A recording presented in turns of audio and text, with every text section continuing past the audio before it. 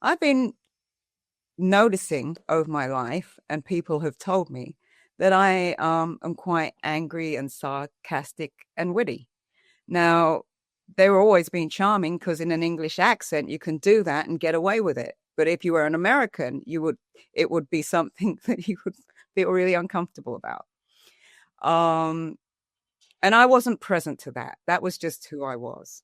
And I was a runner athletically, and I would run half marathons, run around the park, Fort Greene Park every day for 3 to 6 miles. And I was like really pumped up an ego. I'd run past people and I was so excited to pass them by. I went on a conference with my partner and my sister to Las Vegas. And I always get into a tizzy when I travel, and I wasn't aware that I got into a tizzy when I traveled. Anyway, this was a tizzy where my partner wanted to change the hotel room again, which isn't unusual, and I should have gotten used to it by now, but I wasn't used to it. So I got annoyed. I'm in the room having an argument, and with my athletic self, with my really nice sneakers on, I kick the bed, which happens to have a steel base, and break my toe, my big toe, immediately.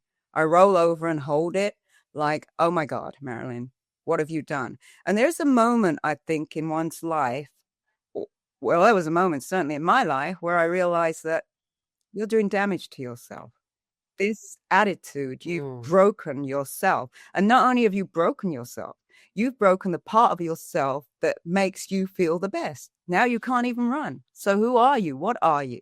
So it threw me into a whole, I'm not into depression, but into a negative space about who I was, and what I could do. Now, I spent years criticizing my partner for walking too slowly. Now I was walking slower than they were. So now, not only was my ego bruised, I was like getting slapped in the face. Now you're slower than they are. And you've been so critical all your life. So everything, the broken toe was a grand lesson. And not only was it a grand lesson, it was super painful. I used to say, this has got to be worse than pregnancy, even though I've never been pregnant, I just imagined. But it was, Why was it so painful? it was Because it was big the toe and it was broken completely. It twisted and bent. Now I have a phobia about hospitals. So I'm in Las Vegas. I cut up a hotel card. I wrap my toe because that's how I've seen they do it on TV. So I figure, well, what's wrong with that? I'm in Las Vegas and I've got my toe in a pot of hot ice where my sister's got to run to the ice machine several times so that I can do it. Now, she's really annoyed because the trip was we'd have 2 rooms. She'd be able to hang out and party and do all the things she wanted to do. But instead, she's running around getting me Tylenol, finding a wheelchair, and getting me ice for my foot. My sister loves me very much, and every time I mentioned it to her now, she just cracks up. She thinks it's the funniest day of her life.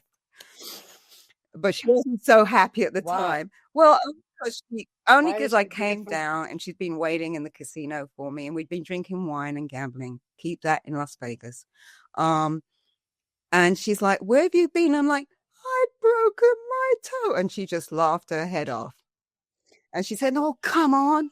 So I'm there at the slot machine with my toe in ice, drinking wine, trying to ease myself. So you can see I wasn't in the best mental condition in the beginning. Did you win anything or no? No, I didn't win anything. Yeah, so when I got back to New York, I realized that I had to make some changes, that the way I'd gotten into the situation in the first place was a big message. The pain hadn't gone away particularly, and I still couldn't walk, but now I was back to life. I couldn't work. It was a shame to hobble to my real estate appointment like this. Hey, would you like to buy this $8 million house? It just didn't kind of gel together. And I couldn't run anymore. So all the anger and tension that I used to express through running, I couldn't do that anymore. So I'm walking to the park really slowly, trying to overtake a sprightly elder, which I couldn't, who's going up the hill. And I'm walking slow enough, and to the side, I see Tai Chi. And I'd not seen it before, and obviously it'd been there a while. because there was a teacher and there were about 6 or 7 men doing the Tai Chi. And I'd do this to the Tai Chi teacher, which I don't even know why I did it. It was like instinctive. And I said, I'll see you soon.